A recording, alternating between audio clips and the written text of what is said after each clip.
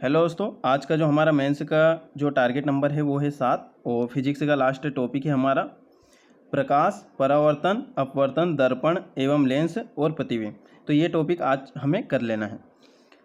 इसके बाद हम केमिस्ट्री स्टार्ट करेंगे, वो कल से स्टार्ट करेंगे और दो दो टॉपिक लेकर चलेंगे। आज का ये टॉपिक आपको क्या है, कंप्लीट करना है पूरा, और ये आपका पढ़ा वाला ही होगा।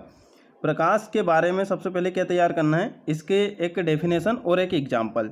तो ये आपका प्रकाश का हो गया। उसके बाद में आप क्या करोगे, इसके गुण तैयार करोगे। सिलेबस में लाइन क्या लिखी है, प्रकाश, परावर्तन, अपवर्तन, दर्पण, लेंस और प्रतिबिंब। तो इन चीज़ों पर तो हमें फोकस रखना है। प्रकाश, परावर्तन, परावर्तन के नियम और इसके कुछ एग्जाम्पल, अपवर्तन के नियम और इसके कुछ एग्जाम्पल। दर्पण क्या होते हैं, दो प्रकार के होते हैं, उन दोनों प्रकारों को करना है। लेंस भी कर लेना है।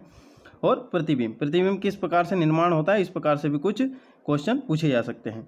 और आपको पहले बता देते हैं अब तक आए हुए प्रश्न। अब तक केवल 3 ही प्रश्न इससे पूछे गए हैं। एक प्रकाशिक तंतु के बारे में पूछा था 2014 में, और सूर्य का जो प्राकृतिक रंगों के रूप में जो विभाजन है, इस प्रकार का एक क्वेश्चन पूछा था 3 मार्क में 2018 में। और ये आपका पूछा गया था 5 मार्क में, जिसे हम पहले 6 मार्क कहते थे। पूर्ण आंतरिक परावर्तन से संबंधित एक क्वेश्चन था। उसमें लिखा था कि इसका जो प्रायोगिक उपयोग है वो समझाइए, यानी सचित्र इसका वर्णन कीजिए। इस प्रकार से क्वेश्चन पूछा था 2015 में। तो आप समझ गए होंगे कि जो प्रकाश वाला जो टॉपिक है कितने ज़्यादा इंपॉर्टेंट है, और इससे क्वेश्चन आते ही रहते हैं। और अभी तो सभी टॉपिक से यहाँ पर क्वेश्चन आना है। अब ये जितने भी यहाँ पर लिखे हैं सब 5 मार्क के लिए हैं। इसके जितने भी गुण हैं प्रकाश के, अगर प्रकाश के गुण आपसे अगर 3 मार्क या फिर 5 मार्क में पूछे जाते हैं, तो आप सिंपल से एक एक इनमें से लाइन में और कुछ चीज़ें ऐड करके आप लिख सकते हो, 5 से 6 पॉइंट। और इनको अलग अलग भी पूछा जा सकता है, जैसे परावर्तन, अपवर्तन, इस प्रकार का। तो ये सारे 5 मार्क में अलग अलग पूछे जा सकते हैं। 11 मार्क में पूरा एक परावर्तन अपवर्तन नहीं पूछा जाएगा। 11 मार्क में पूछेंगे तो परावर्तन और अपवर्तन को समझाइए, इस प्रकार से क्वेश्चन बन सकता है। तो हमें क्या तैयार कर लेना है, परावर्तन, इसके नियम और इसके एग्जाम्पल। इसी प्रकार से हमें अपवर्तन में तैयार करना है अपवर्तन के नियम और उदाहरण, और फिर तैयार करना है हमें पूर्ण आंतरिक परावर्तन और इसके उदाहरण। अभी जैसे कि हाँ, इससे अभी 2020 के मेंस में भी एक क्वेश्चन पूछा गया था, पूर्ण आंतरिक परावर्तन से ही संबंधित था, और मरीचिका के बारे में कुछ क्वेश्चन था। तो ये भी आप ऐड कर लिए, यानी कि अभी तक इससे 4 प्रश्न पूछे गए हैं। और एक स्पेक्ट्रम वाला क्वेश्चन भी इससे पूछा गया है। तो लगभग 5 प्रश्न प्रकाश वाले टॉपिक से अभी तक पूछे गए हैं। और वर्ण विक्षेपण क्या है, और इसके जो प्राथमिक और जो द्वितीयक इंद्रधनुष जो बनते हैं, वो भी आपको तैयार करना है। और आपको बता ही दिया है, पहले टॉपिक को एक बार आप रीड करें, दूसरी बार में आप कुछ चीज़ें हाईलाइट करके रख लें, और वहीं आप शॉर्ट नोट्स बना लें। तो इसका आप 2 पेज में भी बना लोगे तो आपका ये बहुत सारी जो चीज़ें हैं कंप्लीट हो जाएगी। 2 पेज में आपका आ जाएगा ये टॉपिक। और चाहे तो आप थोड़ा डिटेल में भी बना सकते हो, डिटेल में भी आप बना सकते हो। बाकी अभी क्या, हमें जैसे शॉर्ट टाइम रिवीजन के लिए नोट्स बनाना है, और आप फर्स्ट से अगर देखते आ रहे होंगे वीडियो, तो आपको समझ में आ गया होगा कि किस प्रकार से हमें चलना है। और भी यदि आपको कुछ समझ ना आए तो आप कमेंट में भी बता सकते हैं। व्यतिकरण और इसका उदाहरण, विवर्तन और इसका उदाहरण, और प्रकीर्णन इसका उदाहरण, और ध्रुवण इसका उदाहरण। अब जितनी भी चीज़ें हमने यहाँ पर ये आपको बताई है, इनमें सभी में आपको क्या करना है, डायग्राम सभी में बनाना है। चाहे तो आप डायग्राम बना के ही इनके नियम और उदाहरण या एग्जाम्पल है वो याद रख सकते हो। और डायग्राम का पिछले वीडियो में आप देखोगे तो हमने बताया था, एक डायग्राम को बना के उसके आइट साइड आप चीज़ें लिख के भी याद रख सकते हो। तो ये डायग्राम हो, इस प्रकार से डायग्राम आपको सभी में बनाना है। ये 5 मार्क में अगर पूछें, अगर जगह नहीं हो तो ना बनाए डायग्राम, बाकी फिर आपको नियम और उदाहरण तो लिखना ही है। नेक्स्ट हम यहाँ पर देखते हैं हिंदी का। आपको बता देते हैं हिंदी का क्या करना है। हिंदी का आज आपका कंप्लीट हो जाना चाहिए। हम इतने दिन से शब्दावली, मुहावरे, पर्यायवाची शब्द, विलोम शब्द भी आपको बताते जा रहे हैं कि तो ये चीज़ें आपकी अभी क्या है, कंप्लीट हो जानी चाहिए आज, क्योंकि अब कल से फिर नया टारगेट लेंगे। हो सकता है कि हम प्रारूप लेखन पे चले जाएं, प्रारूप लेखन का आपको थोड़ा सा बता देंगे, या फिर और भी कुछ नया स्टार्ट करेंगे तो वो आपको कल बताएंगे। कल से तो केमिस्ट्री स्टार्ट करेंगे। अब दर्पण आपके 2 प्रकार के होते हैं, समतल दर्पण और गोली दर्पण। अब सबसे पहले इनमें तैयार करना है कि समतल दर्पण क्या है, गोली दर्पण क्या है। ये दोनों तैयार हो गए। फिर गोली दर्पण 2 प्रकार के होते हैं, उत्तल दर्पण और अवतल दर्पण। इन दोनों को अच्छे से तैयार कर लेना है। इनकी एक एक डेफिनेशन और इनका जो आपको जो डायग्राम है वो आपको बना लेना है। नेक्स्ट हम आ जाते हैं लेंस पर।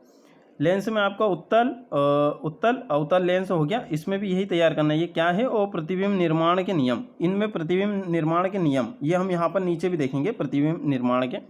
और लेंस का सूत्र आपको कर लेना है और उसका उपयोग क्या है और लेंस का उपयोग क्या है, इस प्रकार से भी आपको तैयार कर लेना है। तो जो लेंस सूत्र का उपयोग है और लेंस का जो उपयोग है, इन दोनों को आप इस प्रकार से कंबाइन करके बनाएं कि आप इसी के उपयोग इसी में भी लिख सकें। और इस प्रकार भी आप बना सकते हो कि लेंस के जो आपने उपयोग लिखे हैं वहीं आप दर्पण में भी फिट कर दो। अलग अलग सबके उपयोग इतने सारे याद नहीं रहेंगे, तो आप क्या कर सकते हो, ऐसी कॉमन चीज़ें आप चल सकते हो कि हाँ ये वाली चीज़ें इसमें भी काम में आ सकती है और उसमें भी काम में आ सकती है। ऐसी कॉमन चीज़ों को भी आप देखते चलें।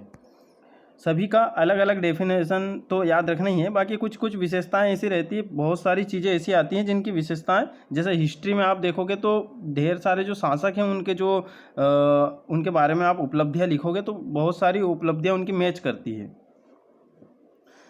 प्रतिबिंब निर्माण, अब उत्तल और अवतल, अब उत्तल दर्पण भी होता है और अवतल दर्पण भी होता है, लेंस भी उत्तल भी होता है अवतल भी होता है।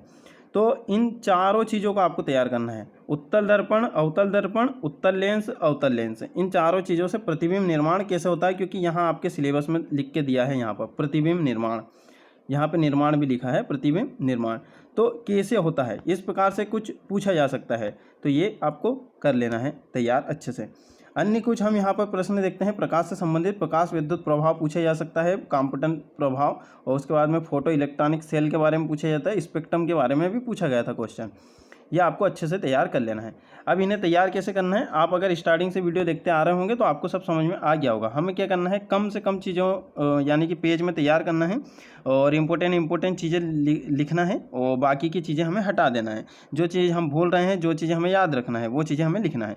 अब इसमें आप एक ये भी कर सकते हो, जो मानव नेत्र है, मानव नेत्र में जैसे कि आपने निकट दृष्टि दोष और दूर दृष्टि दोष ये वाले और दृष्टि वैषम्य, तो ये 4 प्रकार के होते हैं, और एक जरा दृष्टि दोष। तो ये आपको ये भी तैयार कर लेना है। ये आपने प्रीलिम्स में पढ़ा ही होगा तो वो वहीं का आपको काम में आ जाएगा, बस उतना ही आप कर लीजिए। जो आपने प्रीलिम्स में पढ़ा है वही आपका काम में आ जाएगा। प्रीलिम्स में आपने जो परीक्षा धाम की आपके पास में जो वो छोटी वाली बुक होगी यूनिट 7 की, उसमें आपको ये अच्छे से दिया है मानव नेत्र वाला, बस वहाँ से आप कर लीजिए। उसे तो नोट करने की भी आवश्यकता नहीं, प्रीलिम्स में आपने पढ़ा ही होगा।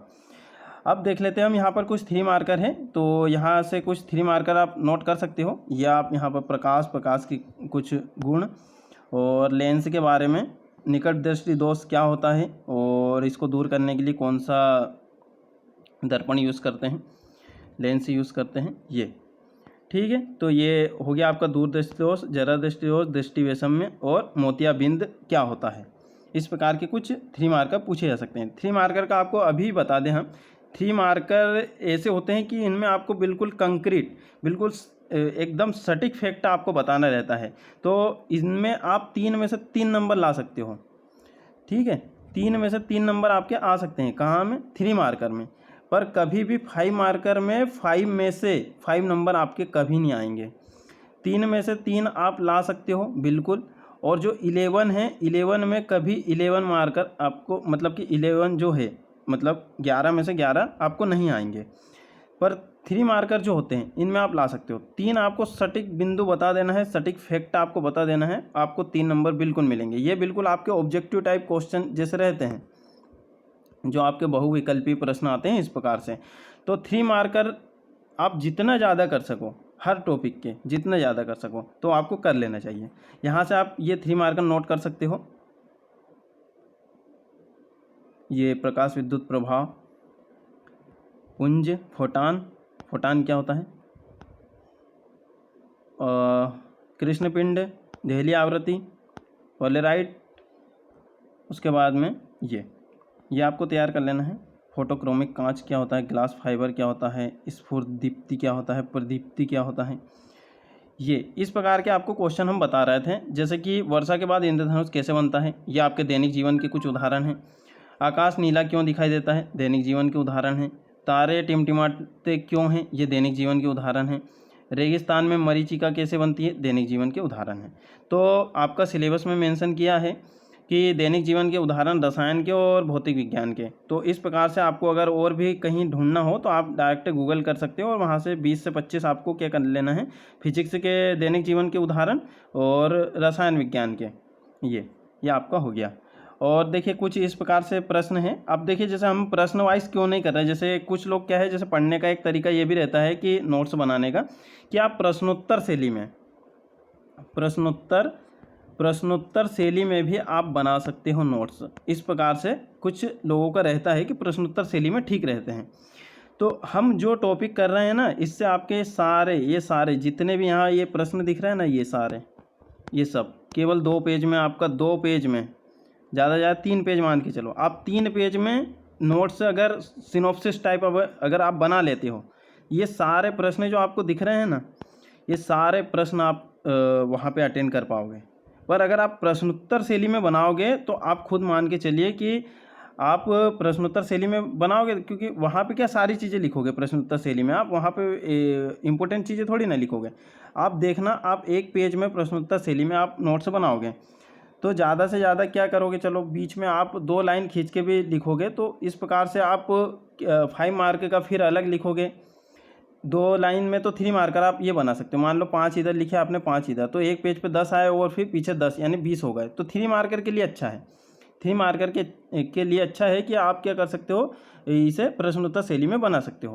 फिर अब हम आ जाते हैं यहाँ पर, ये वाले इतने सारे प्रश्न बताओ, आप प्रश्नोत्तर शैली में आप लिखने जाओगे तो ये 2 प्रश्न एक पेज पे आएंगे, यानी कि आगे पीछे का मिला के 4 प्रश्न आएंगे केवल। तो ये 4 प्रश्न आ गए, ये आपका 1 पेज। फिर आप फिर ये बनाओगे तो आपके कितने पेज हो जाएंगे। ये तो क्या हुआ, ये 6 मार्कर हुआ, ये 5 मार्कर हुआ, और फिर 11 मार्कर बनाओगे। और आपको पता है कि 11 मार्कर में यहाँ जो प्रश्न हैं, तो इनमें बहुत सारे प्रश्न इनमें से ही रिपीटेड है, इन्हीं में से, तो उनको भी आप वापस से लिखोगे। तो क्या होता है, आपको बुक से पहले पढ़ना है, क्या करना है, रीड करना है, उसके बाद में फिर सिनॉप्सिस बनाना है। ठीक है, सिनॉप्सिस आपको बनाना है, उसके बाद में आपको क्या करना है, उसके बाद में आपको करना है आंसर राइटिंग।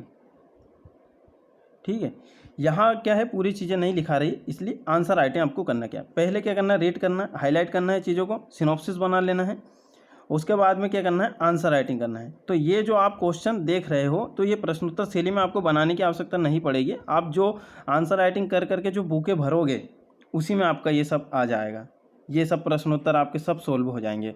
फिर जब आप एग्ज़ाम देने जाओगे तो हो सकता है कि आप जैसे कि एग्ज़ाम को आपके 15 या 20 दिन रहे, तो आप अपना जो आपने जो आंसर राइटिंग की थी, कहाँ क्या गलतियाँ की थी, वो आप देख लो, और आपको जब रिवीजन करना हो तो अपने शॉर्ट नोट्स पे आ जाओ। ये सब चीज़ें होती हैं। तो प्रश्नोत्तर शैली में ना ही बनाए तो अच्छा है, और कुछ प्रश्न आप बना सकते हो, ऐसा नहीं है, कुछ बना भी सकते हो। तो वो जब आप आंसर राइटिंग जब करो, जो आंसर राइटिंग की आपकी जो बुक रहेगी, उसमें आप बना सकते हो, उसमें आप लिख सकते हो कि हाँ ये वाला प्रश्न अच्छा है, इसे इस टाइप से लिखा जा सकता था। तो प्रश्नोत्तर शैली में आप पूरा सिलेबस को ना बनाने जाए, क्योंकि आप देखोगे आपके पास में कितनी सारी बुकें हो जाएगी, ढेर सारी। प्रश्नोत्तर शैली में बनाने जाओगे तो आप बताओ, एक पेपर में आपकी कितनी यूनिट है, एक पेपर में आपकी 10 यूनिट है, 10 फिर 10 और 10, 3 पेपर की आपकी 30 रजिस्टर ये बन गए, 30 रजिस्टर बन गए। उसके बाद में आपका जो एथिक्स वाला है, उसका भी कम से कम 2 रजिस्टर तो बन ही जाएगा, केस स्टडी वगैरह सॉल्व करोगे, ये बहुत सारी चीज़ें हैं उसमें भी। तो 32 रजिस्टर हो गए। उसके बाद में हिंदी का 1 रजिस्टर मान लेते हैं कि उसमें आपका प्रश्नोत्तर शैली में आ जाएगा। 33 रजिस्टर, बताओ आप, 33 रजिस्टर आप कैसे क्या रिवाइज करोगे। तो इसलिए सिनॉप्सिस बनाया जाता है। अब 33 रजिस्टर में आप पेज तो आप जोड़ो ही मत, कितने हो गए हैं। तो इसलिए क्या है, सिनॉप्सिस बनाओ। सिनॉप्सिस में क्या है, आपका जो पूरा प्रश्न पत्र है 1, ठीक है, हाँ, ये पूरा जो पेपर नंबर 1 है, पेपर नंबर आपका जो 1 है, ये पूरा ये आपका 150 पेज में आ जाएगा, केवल 150 पेज में। बताओ, 150 पेज में, ऐसे ही आपका 150 में, और उसमें आपके 3 मार्कर भी कंप्लीट हो गए, 5 मार्क भी, 11 मार्क भी, सब कुछ कंप्लीट हो गए। तो ये होती है स्ट्रेटजी, एक सही अप्रोच। अगर ये आपको समझा दिया है, प्रश्नोत्तर शैली में बनाइए आप प्रश्नोत्तर को, आप क्या कीजिए, उसको प्रैक्टिस कीजिए ना, प्रश्नोत्तर शैली में आप बना के गए, पढ़ के गए, और प्रश्न कुछ और आ गया, तो फिर आप क्या करोगे। चलो मान लो आपने ये बनाया कि प्रकाश की कण एवं तरंग प्रकृति समझाइए, ये आपने बनाया, वहाँ केवल उन्होंने थोड़ा सा घुमा के पूछ लिया, तो आपको फिर आंसर नहीं बनेगा। इसलिए क्या है, इसे सिनॉप्सिस बनाओ, शॉर्ट चीज़ें, ये वो कितना हमें वहाँ नोट करना है, ये सब अपन को खुद से फिर आना चाहिए। और ये जो यहाँ पर ये प्रश्न दिए ना, ये आपको प्रैक्टिस के लिए दिए हैं, प्रैक्टिस कीजिए। आप इनमें से ही 4 से 5 प्रश्न निकाल लीजिए, अपना रजिस्टर निकाला, खुद से चेक कीजिए। वहाँ पे 8 लाइन में लिखना है, 8 लाइन में आपको 5 मार्क का जो क्वेश्चन है वो लिखना है, वो अपने हिसाब से आप लिख लीजिए, ये चीज़ है। तो ये आपकी प्रैक्टिस के लिए है क्वेश्चन, बाकी आपको शॉर्ट नोट्स बनाना है। तो अब आपको समझ में आ गया होगा, प्रश्नोत्तर शैली में अगर जिन्हें बनाना है तो बना सकते हैं, बाकी आप 33 रजिस्टर अगर रिवाइज कर पाओ तो अच्छी बात है। फिर आप लास्ट में उसी चीज़ के पीछे भागोगे कि सिनॉप्सिस किसी के मिल जाए, ठीक है, सिनॉप्सिस ये किसी के मिल जाए, इसी के पीछे फिर आप भागोगे। तो इससे अच्छा है कि हम पढ़ते जाएं, सिनॉप्सिस बनाते जाएं, पढ़ते जाएं, सिनॉप्सिस बनाते जाएं। अभी आप 1 महीना इसी को दीजिए, 1 से 1.5 महीना, 2 महीने भी हो जाएगा, कोई दिक्कत नहीं। लास्ट के 1 महीने में आप इतनी आंसर राइटिंग कर लोगे कि पूछो मत। तो अभी क्या कीजिए, अभी केवल पढ़िए और सिनॉप्सिस बनाइए। अभी पढ़िए, सिनॉप्सिस बनाइए और याद भी करिए। 3 काम करना है, पढ़ना है, सिनॉप्सिस बनाना है, याद करना है, ठीक है दोस्तों। और ये हमारा हो गया है, और आपको आशा करते हैं कि सारी चीज़ें समझ में आ गई होगी। हमें यहाँ पर जितना चीज़ें समझ में आती हैं हम सब बताते हैं, ऐसा नहीं कि हमें सारी चीज़ें आती। काफ़ी लोगों को यहाँ पर काफ़ी चीज़ें पता है। और क्या है, जैसे कि यही होती है स्ट्रेटजी, आप अगर एक हिसाब से देखो, और इसमें भी अगर आपको कुछ भी जैसे कन्फ्यूजन हो तो आप बता सकते हो। ये चीज़ें क्या बाद में समझ में आती है, हम स्टार्टिंग में आते हैं। प्रश्नोत्तर शैली में आप मेरे हिसाब से तो आप नोट्स ना बनाए, प्रश्नोत्तर शैली में आपको बनाना है तो इसी प्रकार से सिनॉप्सिस बनाइए। अब देखिए, यहाँ इतने लोग फॉर्म डालते हैं, इतने 8 से 10 हज़ार लोग मेन से लिखते हैं, पास कितने होते हैं? 3 गुना, पोस्ट का 3 गुना, यानी कि लगभग 1000 लोग, 1000 लोग। तो आप ये सोचो, 1000 लोग क्या हुए, पास हुए, 7000 लोग क्यों फेल हुए? ये भी तो सोचो आप, 7000 लोग क्यों फेल हुए? या तो उनके सिनॉप्सिस नहीं बने होंगे, या फिर उन्होंने ऐसे 33 रजिस्टर रिवाइज किए होंगे, ये चीज़ होती है। तो क्वेश्चन आंसर को प्रैक्टिस करना है, सिनॉप्सिस को रिवीजन करना है, और बुकों को पढ़ना है, ठीक है दोस्तों। फिर काफ़ी चीज़ें हमने आपको बता दी हैं। कल से फिर हम क्या करते हैं, केमिस्ट्री स्टार्ट करते हैं। और जैसे कि जो सेल्फ स्टडी कर रहे हैं, कोचिंग नहीं जा सकते, तो उनके लिए थोड़ा सा है कि हमारा क्या है, प्रयास है। और बाकी तो क्या है, जैसे कि कोचिंग की आवश्यकता तो लगती है, सेल्फ स्टडी इतना भी आसान नहीं है जितना सब सोचते हैं। पर यह है कि अगर मन में ठान लो तो फिर हो जाती है। और रेगुलर रहें और अपना टाइम का जो मैनेजमेंट ठीक से कर पाएँ तो फिर सब हो जाता है। इधर उधर से सबसे सुनते रहें सब, और अपने हिसाब से फिर वर्क करते रहें। सबकी जो प्रोसेस है वो अलग अलग होती है।